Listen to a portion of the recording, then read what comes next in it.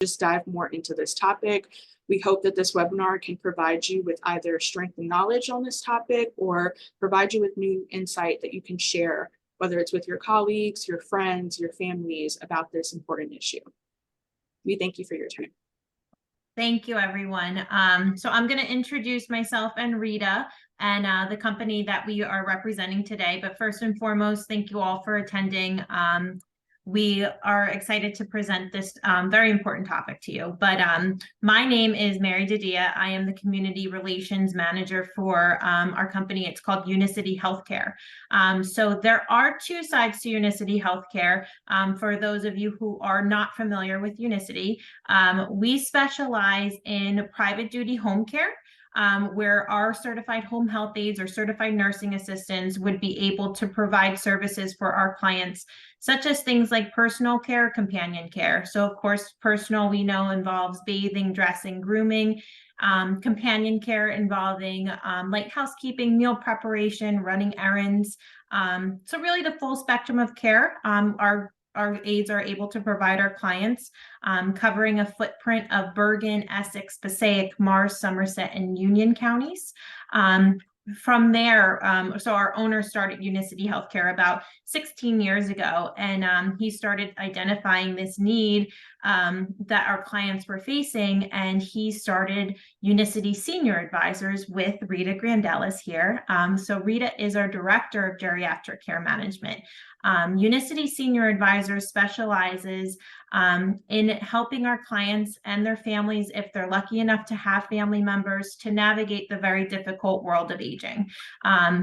We always use that expression because it is a wide expression, and our services that we offer do cover an array of services. So we can deal with complex guardianship cases. We can deal with families that are overwhelmed with a current diagnosis or current recent hospitalization or subacute stay. All of those questions of, wow, what's going on? What's next? How do we get there? That's really where our team steps in to help our clients answer those questions. But today, of course, we are here to present on the topic of hoarding because we have seen a higher uptick in hoarding in our clients and those that are dramatically impacted by hoarding. So we are here to take away that umbrella that's over the terminology of hoarding and to deep dive into it. But without further ado, I am going to hand it over to our Director of Geriatric Care Management, Rita Grandelis. Thank you all. Thank you, Mary, for that introduction. And I really want to thank the whole team at Northwest Bergen Regional Health Commission for organizing this educational webinar this morning. We are all here today because we have an interest in this topic, or maybe we've actually been impacted by hoarding either personally or professionally. Either way, there we go. So while Mary was just setting that up, I just will tell you a little bit. So my team and I, as geriatric care managers, are either registered nurses or social workers. And I've been the director now of geriatric care management at Unicity for over 6 years. And we have dealt with many hoarding cases. And I'm going to give you some real examples during this discussion. And some of the photos actually in the presentation are actually pictures of our true clients, and they've given us consent to share the photos. So I have been dealing with this now for about 6 years professionally. I haven't been impacted by it personally, but really professionally, and we're seeing more and more of it. And it's not just happening at people's personal residences. It's also happening in the senior living communities, such as assisted livings and memory care communities and nursing homes as well. So we'll touch on all of that. But first, we'll get into exactly what is hoarding. So hoarding disorder is a mental health condition which occurs when a person has a persistent, pervasive difficulty parting or getting rid of possessions regardless of their actual value. Hoarding disorder presents with the individual having a perceived need to save an excessive number of items, and the thought of actually getting rid of these items causes extreme stress to the individual that's hoarding. It causes them a lot of anxiety with the thought of having to discard these items. As we know, hoarding can create clutter, extreme clutter, and can disrupt the individual's ability to fully use and live in their living spaces. And in certain instances, it actually can become very dangerous for the individual. So what we see with hoarding is it impacts their daily life and it creates a truly unhealthy and unsafe living situation. Many times hoarding actually spreads outside of the primary living space and can spread to their garage, to their car, to their backyard. And we actually have one client who's got about 4 storage spaces full of belongings as well too. So it doesn't just impact the immediate living area, it can actually spread to alternate locations. Hoarding can range from mild to life-threatening, which is the picture that you're seeing here attached to this slide is actually a client of ours that we were called into about 2 years ago for hoarding, and that was her actual living room that she was living in. And that was a life-threatening situation. So when we talk about hoarding, it's really in recent years become a distinct mental health condition that is recognized in the DSM-5 as a true psychiatric diagnosis separate from OCD. Years ago, through the DSM, it was actually categorized hoarding under OCD, but now it has its own separate and distinct diagnosis in the DSM-5. And for most of you, I assume you know what the DSM-5 is, but if you don't, it's the Diagnostic and Statistical Manual of Mental Health Disorders. And for us mental health practitioners, we utilize the DSM for classification of mental health diagnoses. So it's important to recognize that the DSM-5 does recognize hoarding as its distinct own diagnosis. With hoarding disorder, when it is diagnosed, we make sure that the disorder cannot be contributed or attributed to any other medical condition or explained by another psychiatric disorder. The APA, the American Psychiatric Association, reports that the overall prevalence of hoarding disorder is around 2.6%, with higher rates occurring among individuals who are over 60 years old. There's also higher rates among individuals that have other diagnoses such as dementia, a psychiatric illness such as anxiety or dementia. We see higher rates in those populations as well too. The problem with hoarding disorder is the statistics probably are higher, but as hoarding is underreported, it is difficult to get the accurate statistical data. We saw an increase in hoarding during and post-COVID due to the social isolation and withdrawal. So definitely the numbers have increased. So hoarding, the numbers are definitely going to be higher. Hoarding tends to start early in life, but usually increases in severity as time passes, and usually after a traumatic event. So when we talk about hoarding, we'll discuss the clinical features. So according to the APA, the American Psychiatric Association, there's several consistent features when it comes to hoarding. A heightened emotional attachment to objects. The hoarder actually believes there's an intrinsic value to these items, even if they do not have one. In their mind, they do believe that there's value to the items that they are not discarding. The items tend to be scattered and disorderly. They tend to let trash build up, spoiled food in the refrigerator, garbage not discarded, not actually putting garbage in garbage cans or garbage bags, which leads to clutter, which then can make their living space unusable and unsafe. We'll go to the next slide, Mary. Yep. So the big-ish clinical feature too with hoarding is that they refuse to discard their possessions. And again, I can't stress enough, these possessions have intrinsic value to them. We have a gentleman that lives in assisted living in Bergen County that we had to work with the dining staff at the assisted living because he would hoard the styrofoam cups. He would hoard the little creamers. He would empty them out and collect them in his room, the plastic silverware from the dining room. And it got worse actually during COVID when the meals were being delivered to his room. At one point, he had over 1,000 of the creamer containers, you know, hoarded in his room, and he refused to get rid of them because to him, they held value. So they usually hoarders display very low motivation to obtain any type of medical or mental health treatment for this disorder. They display very low motivation or refuse to accept assistance in cleaning out the living space to make it safe and livable. Um, and we see with hoarding that the hoarding significantly impacts their ability to function daily. And we see a marked impairment in their activities of daily living, or ADLs as we refer to it. So usually the hoarder, not only do they have an issue with their living space being unsafe and unhealthy and not willing to dispose of or clean up their living space, it does impact their ability to care for themselves. It usually impacts their ability to bathe, the ability to have clean clothing, the ability to truly groom themselves, their ability to eat, their ability to walk safely, and medical compliance with treatment and medication management compliance as well too.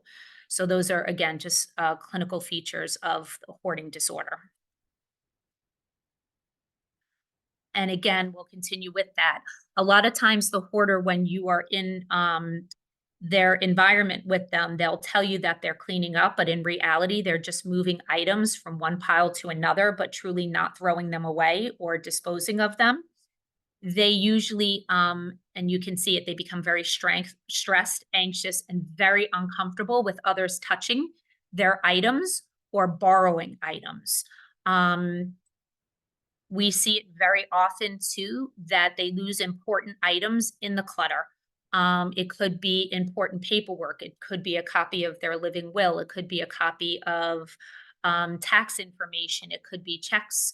In the clutter, since it's not usually so organized, they tend to lose important documents and then have trouble organizing important items, differentiating between important items and non-important items. The hoarder usually does experience shame and embarrassment. They usually don't want to let anyone into their home to see how they're actually living. And that tends to lead to increased social withdrawal and social isolation. And the other clinical feature is the inability to acknowledge or recognize that there is a problem and that there is a health and safety risk factor here. So a lot of people ask us, what's the difference between hoarding and collecting? So I thought it very important to touch on that. A collection is a well-organized system of collecting items, and those items are easily accessible. Collectors carefully choose the items and usually organize them in a very particular way, but collecting does not impact their daily life, their living space, or their physical or mental health. So just to give examples, like in this picture, you can see the person who owns this collection is an avid movie DVD collector. Other collection examples could be stamps, comic books, coins. I have one gentleman that collects airplane models, but it doesn't impact their daily living and their ability to function. So hoarding involves, again, touching back to hoarding and collecting. Hoarding involves holding on to items such as stacks of newspaper, mail, receipts, broken items such as vacuum cleaners, phones, unusable items such as toys or appliances that are broken, electronics that aren't working, food that isn't disposed of, empty prescription bottles, diapers, baby wipes, clothing, any items, even incontinence briefs. Just anything and everything they do not dispose of. And you could tell by this is a real life picture of a client's kitchen. Anything and everything that has intrinsic value to the hoarder, they do not dispose of. So in our minds, we may think, why would you keep 15 empty water bottles? But in their mind, those water bottles have a purpose or a value to them. So it's unbelievable, but there is animal hoarding, and we have experienced this with one of our clients. So animal hoarding is just what we think of it. It's a special type of hoarding which involves the individual acquiring a large number of animals. It could be, I've seen it with dogs. I've had somebody with chinchillas. And what happens is the living environment is unsafe already due to the hoarding. And then this leads to the animals being poorly cared for or treated. The animals are living in an inappropriate space, creating further unhealthy and unsafe conditions for both the animal and the human. So again, we always encourage, if there's a concern about animal hoarding, to contact the local animal control to safely remove and acquire the animals, to ensure then too that they're getting appropriate medical care. We did have a client, one of my first hoarding clients, about 4 years ago, who lived in Wyckoff, and she had an extreme amount of dogs, multiple dogs living in a very small hoarding home. And the dogs were not cared for. She also had dementia, so she wasn't, caring for them appropriately, wasn't giving them medications. They didn't go to the vet. She wasn't feeding them consistently. On top of the fact that the living situation was unhealthy and unsanitary for humans as well as the dogs. Unfortunately, at one point in time, when we began working with her, one of the dogs actually died in the home and was in the bathtub for several days. So the animal hoarding does happen, and we need to be aware of that. And we ended up being able to remove the dogs from the home, but it took some time because the animals hadn't seen vets in a really long time and were not up to date with their vaccines. So we had to have a mobile vet come into the home first and give and treat them, to give them a clean bill of health, get them up to date with their vaccines before we could put them in a shelter.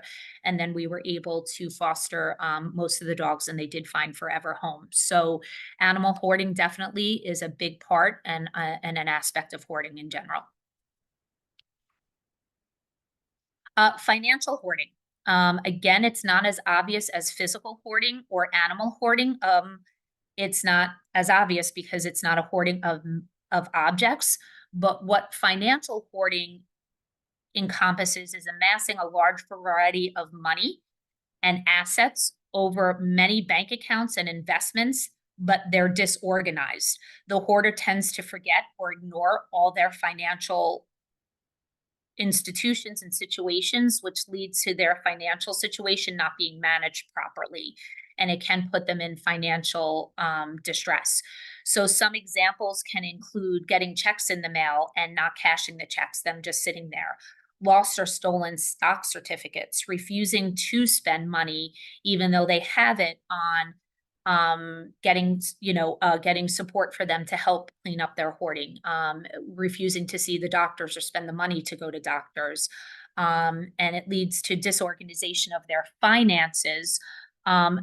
And again, we had a client, the same client who's the hoarder that's living in the assisted living and takes the styrofoam cups and the creamers from the facility. He is a financial hoarder as well. And when we started working with him 5 years ago, cleaning out his apartment in the assisted living, we uncovered over $50,000 of stock certificates and dividend checks that had not been cashed over the course of several years. So we were able to, one, get a power of attorney because he still had the capacity at that point to make decisions. And we were able to appoint a lawyer to be his power of attorney. Through that, we got a financial advisor involved, and it took almost a good year. But we were able to, between our care manager, the lawyer, and the financial advisors, reorganize his finances, consolidate a lot of the multiple accounts he had with the different financial institutions, get back some of those lost stock certificates and dividend checks. And we were able to stabilize his financial situation. But he, again, is an example of a financial hoarder. So again, it's just important to remember, it's not just about hoarding physical objects. It can be financial hoarding, the animal hoarding. And then lastly, it can also be data hoarding. We'll go back to financial, sorry. So most often the cause of financial hoarding, as we talk to our clients, relates to fear and/or paranoia. There's a fear of being taken advantage of, a fear of spending their money, a fear of losing all of their money, the inability or fear of using technology, and it's just a distrust of people in general. In some cases, a cognitive impairment such as dementia or a traumatic brain injury can lead to and add to another layer of that financial hoarding. And this, again, we were just talking about how it impacts an individual's financial situation. But once they pass away, an attempt to settle the estate for the family, the power of attorney, the guardian who's there, it really lends to a large problem in their passing as well when they're trying to settle the estate, because it usually is a lot of chaos. And it takes a long time then for the estate to be settled once they pass away. So I can't stress enough the importance of having a trusted attorney, a financial advisor, and estate planner, and to actually have a power of attorney over your medical and financial decision making, so they can assist in cases such as a financial hoarding. I did just want to add one thing too, and give Rita just a quick vocal rest so she can grab some water. So my role in Unicity is I'm often involved in the preliminary step of, educating people about home care and our geriatric care management services. And my background is also in assisted living, business development and sales roles. I did just want to add too about financial hoarding. When it comes to individuals that are financial hoarders, I cannot stress enough the amount of anxiety that they face when it comes to spending any type of money. It doesn't mean that they do not have the assets. And I feel like a lot of individuals, they do set that precedent that someone might not present like they do, or they might not, disclose their finances as easily as someone else. So they're left to that stereotype that they do not have the assets, but they do entirely. And it's unfortunate because they themselves will not open themselves up to the healthcare that they need. We know in our industry that a lot of the healthcare, unfortunately, isn't covered by insurance. And then once an individual hears that, boom, that wall goes up. And then when they hear that it's an out-of-pocket expense, they do not want to. Those purse strings are very tight when it comes to it. They don't want to part with their assets. I mean, Exactly. don't usually want to acknowledge that there's an issue or concern either, but then to spend the money to address the hoarding and its subsequent, consequences, it's very difficult. And Mary has a very valid point. Most of our clients that are hoarders, because they have poor hygiene and they're not taking care of themselves, you would look at them if you saw them in the real world and not think that they had the assets to pay for services, but most of them, 99% of my clients actually do. Unfortunately, the assets are disorganized and it needs somebody to kind of come in. But that's where building trust and rapport really comes in to get them to open up to you a little bit. But that's a very, very valid point, Mary. And it's impacting, of course, their life and then impeding upon their future life, as I look at it too. But we will get into the next different type of hoarding that might not be as obvious, and that would be the data hoarding, which was a bit of a learning curve for me. And we did experience this with a younger client who is about 62 years old, who was obsessed with hoarding electronic data. And that we're seeing has become more common. Where they refuse to delete text messages, emails, and other forms of electronic communication, photos, because again, all of that holds some intrinsic value. They don't want to let it go, which then led to her actually her phone crashing, her computer crashing, and it really led to a series of complex issues for her regarding her inability to delete her electronic data. So that is definitely something that we're seeing more and more as we become more dependent on technology and our cell phones and computers and apps and whatnot for all of it. And usually Rita and I do give this presentation in person. So I do always like to play the game of everyone look at their phone for a minute. We all kind of fall victim to this. So I myself right now have 98,549 unread emails. So I think, you all can just take a minute and look at your phones. It could be text messages, photos, whatever it might be. I think, we're all getting used to data hoarding. So yeah, the little fun self-exercise there. That is true. We do give this in person. And when we do that, we do. So thank you for adding that, Mary. So let's get into hoarding causes and risk factors. So what we see as the risk factors for an individual who is a hoarder, we see that most of the hoarders live alone. We see that most of them have never been married or in a long-term relationship. They have a family history of hoarding. it's handed down usually from generation. It's something that, you know, somebody in their family did or they lived with growing up. It's common. We see that perhaps they had a deprived childhood with a lack of material objects and they had poor or inconsistent family relationships. As we touched on, sometimes it is a generational thing. They grew up in a cluttered home and organization or cleanliness was not a priority for them. So for them, it's almost a typical way of living.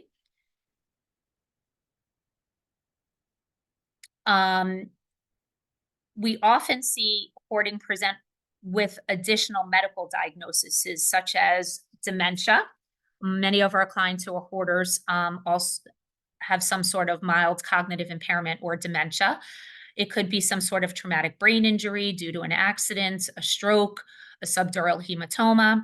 And sometimes we see it in the very rare disorder. I'm not sure if some of you are familiar with Prader-Willi, which is a very rare genetic disorder, which causes an excessive appetite and desire for food. So there's a hoarding of actual food. One of my clients, actually, her son had Prader-Willi, and she actually had to put locks on the cabinets in the refrigerator to prevent him from getting access to food. But then he would go out into the real world and then bring excessive amounts of food back into the home. So it kind of shares a little of the characteristics of hoarding. Again, we see higher risks of hoarding with people diagnosed with attention deficit disorder or ADHD, some impulse control disorders such as OCD, obsessive compulsive disorder. We see hoarding too with people diagnosed with personality disorders such as borderline or histrionic personalities. We see hoarding with some psychotic disorders such as schizophrenia, alcohol and substance abuse, as well as gambling a little bit too, because it goes to impulsivity of buying habits and then buying an extreme amount of items that they're not using, and then it leads to hoarding in the home. So these are, again, just some of the common risk factors we see consistently across the hoarding population. So the frustrating thing is the cause of hoarding disorder is truly not known and not fully understood. I mean, the key here is really education and the healthcare fields working together. But there's no single reason for hoarding. And the frustrating thing is there's truly no way to prevent it. So when we look at hoarding causes and risk factors, we have to look at the following factors when we're working with hoarding clients: their family history, a stressful or traumatic life event, such as the death of a loved one, could be the death of a pet, retirement from their career, suddenly having no purpose, no focus in life when they retire. It could be a moving out of their home, having to move into a senior living community. We tend to see a history of sometimes physical and or sexual abuse history and recent or past trauma. Prolonged social isolation and withdrawal, which is key because again, I think we'd be remiss if we didn't discuss the increase in hoarding with COVID. So COVID had a huge impact on social isolation and withdrawal for most of the world for several months, even years. And with that, we saw a huge increase in hoarding due to that social isolation and withdrawal. We also need to look at a significant history of a previous psychiatric diagnosis or previous psychiatric treatment. A lot of hoarders, when we work with them, feel that there is some future or current monetary value to their possessions. While we may not see it, they are firm and hard in their position that there's value to their possession. We've also identified several information processing deficits associated with hoarding, including deficits with planning, problem solving, spatial learning, their memory, sustained attention span, and obviously the inability to be organized and organization skills. And again, that's a real picture of the client's home in Westfield. And that was her kitchen, and her daughter was swearing to us that they actually cook meals every day in that kitchen, which they do not. So Consequences of hoarding. I think obviously there's a lot of obvious ones, so we're going to just talk about that. But hoarding can cause problems with your personal relationships, correct? It can cause issues with your family, your friends, your neighbors. It can cause an extreme strain and conflict due to unwillingness to have anyone enter the home or to accept help. I see it very common in the senior living communities, but also high-rise apartment buildings in towns such as Fort Lee and Cliffside Park, Palisades Park, which has a lot of high-rise apartment buildings. It actually impacts your neighbor in a negative way. And then the neighbors are frustrated because you're bringing down the value of their property or putting their health and safety at risk with your unsafe living conditions. It is sad, but if there are children in the home, in the hoarding home, it obviously is going to affect the child's social, mental, and physical health and development. And again, for that child, as well as other family members who aren't the hoarder, it tends to lead to social isolation and withdrawal handed down to them. The consequences of hoarding obviously impacts the day-to-day tasks, as we talked about before, activities of daily living. It impacts the ability for them to maintain their personal hygiene, for them to eat, for them to cook, for them to clean, for them to manage paying their bills, managing their finances, managing their overall physical and mental health. There is one of our clients who was a hoarder who actually struggled to maintain her job and lost her job as a result of it. And, you know, they don't engage in activities with others. Primarily, hoarding creates an unsafe and unsanitary living condition, which then leads to poor hygiene, poor eating habits. And what we also see is noncompliance with medical care and treatment and noncompliance with mental health care and treatment as well. So hoarding obviously can cause a significant community health risk. It creates fire hazards, health code violations, legal implications, lease violations, financial implications. As we touched on, people lose their job. They're not managing their finances well, not paying the bills. So power could be turned off. They could be evicted and a forced removal from their home. So the consequences of hoarding just aren't about your physical and mental health. It really could cause severe legal and financial implications for you and your loved ones. We've had it happen again with my female hoarder in Wyckoff. It ended up in a divorce. She didn't have children, but we've heard and seen it where there's loss of a child. It can lead to rodent and insect infestation. And as we touched on, it leads not to noncompliance with medical and mental health treatment. But the important thing is to remember a hoarder living in an unsafe and unsanitary environment puts them at higher risk for falls, health issues, infections, wounds, depression, anxiety, and in some cases, even death. So when we talk about screening, for those of us working in healthcare, screening or working with those with hoarding disorder, we need to be acutely aware of the signs and symptoms that are commonly associated with hoarding so we can provide the appropriate interventions and treatment. So common questions when we're working with our clients and their families, we ask, do they allow visitors into their home? If they say yes, we also then ask, do visitors in your home cause you stress and anxiety because you're worried about what they're going to see when you enter their home? Are you concerned about other people's reaction to how you're living? Are there areas in your home that are no longer being used for their intended purpose? Like, is the kitchen so cluttered that you can't cook or use any of the appliances in the kitchen? Is the bathroom so cluttered? Are you storing things in your shower that you actually can't use your shower to bathe appropriately? Other common questions we ask, do they refuse to leave their home? We ask about a history of noncompliance with their medical and mental health care, recommendtions and treatments by medical health providers. Obviously, poor hygiene and neglecting their personal care goes hand in hand with hoarding. So we do assess and screen for that as well. We really also utilize friends and family neighbors, anyone who can give us a history and give us collateral information regarding the hoarder, so we can put a comprehensive picture together, because sometimes the hoarder is reluctant to share all their information. So when we're working with a hoarding client, there is a scale. It's called a clutter image rating scale, or the UCLA hoarding severity scale, that as care managers, a lot of us do utilize to rate the level of hoarding.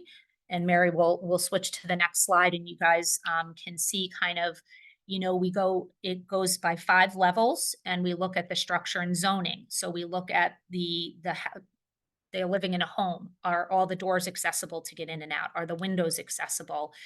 Plumbing, electric, is all that operational? Fire detectors, smoke detectors, carbon monoxide detectors, is all that functional? Then we look at animals and pests. We look at the household function. We look at health and safety. So it goes to 5 levels, with 5 obviously being the most extreme, where indoor and outdoor, the clutter is so extreme. Foliage is overgrown, abandoned, items, ventilation is inadequate, there's no access to the house in and out safely. There tends to be structural damage. Key living spaces aren't usable. Rooms that have an intended purpose are not being utilized. Entrances are blocked. So you guys can see there's 5 different levels, and we kind of break it down into 5 different topics for those of us working in hoarding and working with our hoarding clients to kind of assess and diagnose the level of hoarding. So hoarding interventions and treatment, since there's not a singular cause, and it doesn't just impact one aspect of the client's life, we have to look at many different interventions and treatment. So obviously, for most of them who haven't seen a physician, it's referral to there could be a primary care doctor, it could be a psychiatrist, it could be the psychologist or neurologist to do a full comprehensive medical assessment. We usually, if it's an extreme case, will contact the local authorities immediately, police and the fire department, the public health officer. Sometimes we have to call Adult Protective Services, or even mobile psychiatric crisis like 262 Help here in Bergen County. Sometimes family members or other healthcare providers will refer to us, geriatric care managers, to become involved and help advocate and create a care plan and intervention and treatment plan for the hoarder. A referral to a home cleanout or organization company. Sometimes before that can even happen, we need to refer to a home sanitizing company like a ServPro. We've had it in several instances where there's human feces and urine, as well as animal feces and urine, cat litter, many health issues that we can't actually have someone come into the home right away until a company like ServPro actually comes in to do the sanitizing part first, and then we can get the clean out and organization company in. Sometimes it's indicated a referral for a private caregiver, a private home health aide, like Mary touched on, that Unicity can provide. But again, in many instances with hoarding, the environment is unsafe to bring a caregiver in. So multiple other steps have to be taken first before we can have them have a private caregiver, because we have to make sure it's safe and sanitary for the hoarder as well as the caregiver coming in to take care of them. And one thing that I did want to add to, as well, as we touched upon in one of the beginning slides too, being that it is a mental health disorder, we really do suggest, having the oversight too of a doctor, a psychiatrist, or a social worker, because I feel like a lot of people, we all talk about the show Hoarders, and we think that a home clean out can just come in and the problem is solved. And no, unfortunately, it's not that easy. You have to see the individual and understand that this is a disorder, and they need the proper resources backing them, behind them, other than the hoarding, which is in front of us. So I did just want to add that too. It is very, very important to have that backing as well. Correct. Most of our hoarding clients that we work with do have either a geri-psychiatrist or a psychiatrist working with us for medication, and we're going to touch into that. But sometimes it does happen where we have to remove them out of the home, and it may be they need emergent medical treatment, but it does usually happen that there's an inpatient psychiatric stay either at a community like a Ramapo Ridge, Newbridge Medical, for that immediate treatment of their mental health, get some medication involved, and then we kind of create the care plan and intervention and treatment plan from there. So when working with a hoarding client, when we prepare for our initial meeting with either the hoarder and or their family member, we always want to ensure we have a full mental and medical health history, current medications, and current symptoms. We do a thorough review of any and all traumatic events throughout the individual's life, as we touched on earlier. It could be a death, it could be physical or mental abuse, it could be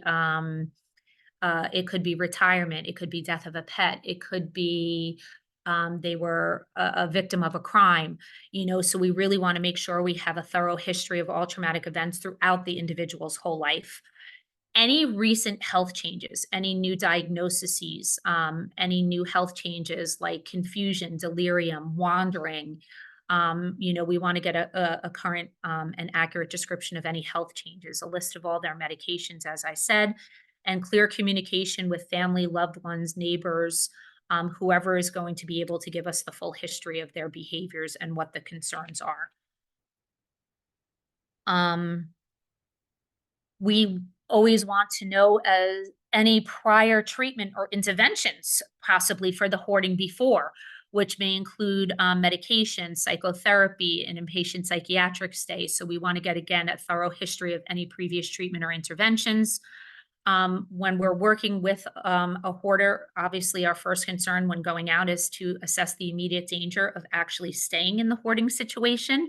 Are they able to actually stay and live in the environment while we're trying to create the care plan and clean the house out? Or do we need to remove the individual immediately from the home? My most recent hoarding case, which occurred in Wayne, we did have to call 911, and she needed to actually be taken urgently to the ER for medical care, as she hoarded several dozen feral cats and actually had been scratched by them. And so when I walked into her home with my staff, my additional staff member, we saw blood all over the floor. We weren't sure what happened. It turned out she was scratched by one of the cats and her hand was completely infected. So it was unfortunate, but a great reason that we were able to immediately remove her from the house. She went to the hospital. From the hospital, she went to a skilled nursing and rehab facility. And then from the rehab facility, she went to an assisted living community where she now resides. And we were able then to address the home situation after that. So what we have to recognize is people with hoarding disorders rarely seek help on their own. It's only when their hand is forced a little bit that they do seek treatment. And it's usually because their family, a friend, a power of attorney, a guardian was appointed by the court, or somebody in the community reach out for professional help on their behalf. It is very rare. I think it's only happened in one case in my 6 years of working in geriatric care management that we've had the actual hoarder call themselves. It's usually somebody else calling on their behalf. So when we talk about treatments and intervention for hoarding, there's the two main treatment options are medication, which typically is an antidepressant such as an SSRI. We're going to get into that more on the next slide. A combination of cognitive behavioral therapy and the medication is usually the most effective in treatment for the hoarding disorder. So we're going to dive a little bit more into the specifics of that. So medication, SSRI, stands for selective serotonin reuptake inhibitor. So serotonin is a neurotransmitter, which means it is a messenger, and a messenger chemical which carries signals between the nerve cells in our brains. So the goal when prescribed an SSRI is to increase the serotonin levels in the brain, which then improves our mood, emotions, and our sleep cycle as well too. When we work with physicians in treating hoarding, frequently prescribed medications tend to include Prozac, Lexapro, Effexor, Zoloft. But right now we're also seeing an increase in cognitive enhancing drugs such as donepezil, which is known as Aricept, to be added to the treatment medication for hoarding as well, in addition to the SSRI. But the key is really we need to see a physician for a full medical assessment and the appropriate medication prescribed. But the key to any treatment plan and medication plan being successful is compliance. And that's a hard thing for a hoarder. For our seniors who are now living in a senior living community, an independent, an assisted living, a memory care, or a skilled nursing facility, the medication obviously is administered by the staff at the facility, so we can hopefully guarantee more compliance. But when the individual is still living in the community, we really need medication compliance, and that is very difficult for the hoarder who usually has a history of non-compliance. So it's a key component, but we really have to provide support for the medication compliance for the hoarder.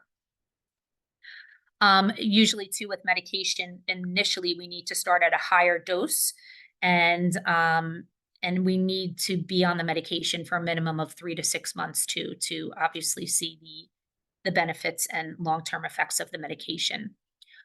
So then when we talk about therapy and treatment for the hoarding individual, we look at cognitive behavioral therapy, or CBT. So it's a type of talk therapy that is aimed at helping you manage your problems by changing how you think and act. So the CBT goal is to improve the individual's decision-making, organization skills, and challenging their underlying beliefs that they've held regarding the hoarding problem. CBT therapy really wants to look at the why, the motivation, and then giving the hoarder the skills training to help them combat their hoarding disorder. CBT needs to be consistent, regular visits over a long period of time, and it has to be a combination of home visits as well as office visits. This became a challenge during COVID when we couldn't have anyone really do any home visits or go to a doctor's office. So telehealth was very common, but it's a bit of a challenge, the telehealth, working with the individual who's a hoarder. But it needs to be consistent, regular sessions over a long period of time. Consistency is the key. And it has to be for a minimum of 6 to 9 months before you'll see kind of a true difference.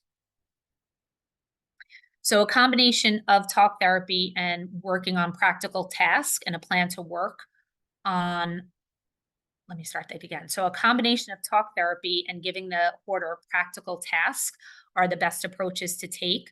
It's important for the hoarder to be taking responsibility too for clearing the clutter.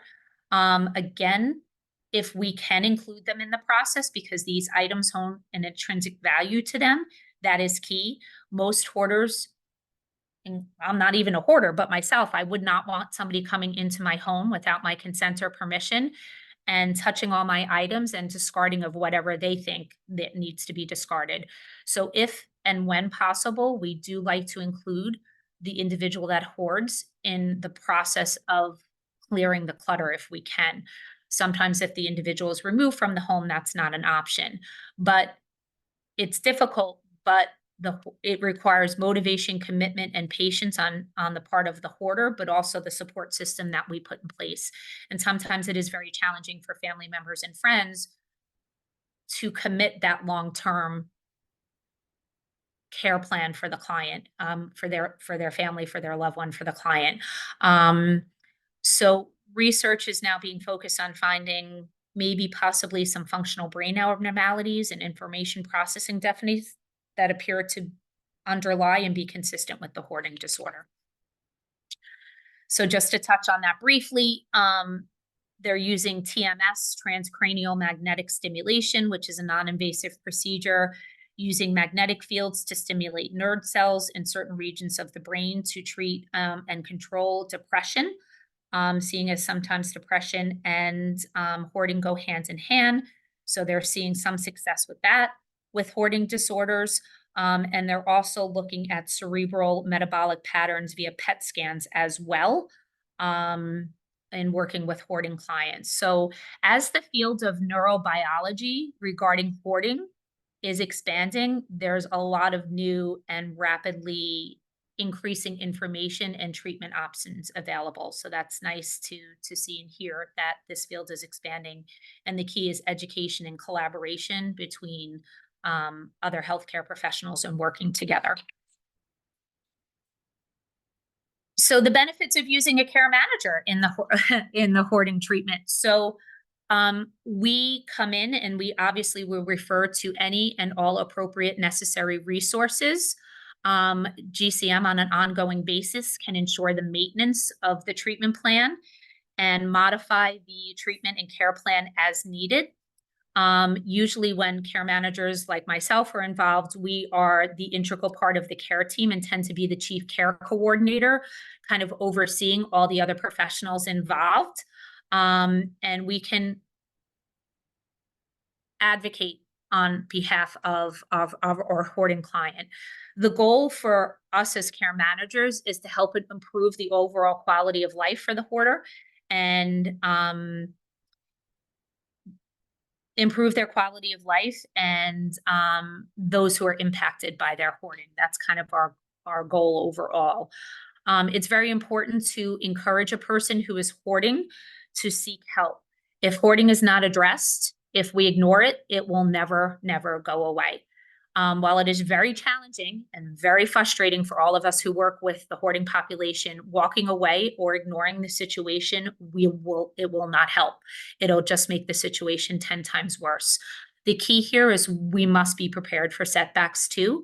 The hoarding behavior has been ingrained for such a significant time in this person's life. We can't expect everything to happen immediately on the timetable that we create. So we need to be prepared for setbacks. The key to successful hoarding treatment is a highly motivated individual who is agreeable to seeking help, where we have the time, patience, medication, and mental and medical therapy compliance. I mean, those are really the key components to successful hoarding treatment. The hoarder will need constant reminders and constant support to stay focused and on task, to not hoard. And we just need to remember hoarding occurs in the context of several developmental, neurologic, and psychiatric behaviors. Hoarding impacts every race, every socioeconomic status, every religion. It can happen for people that are billionaires. So we just have to remember it can occur in any context. And on the next slides, we put some resources there for you guys regarding resources for hoarding here in New Jersey, and also some national organizations. And then we'll open it up to any questions and comments that everybody has.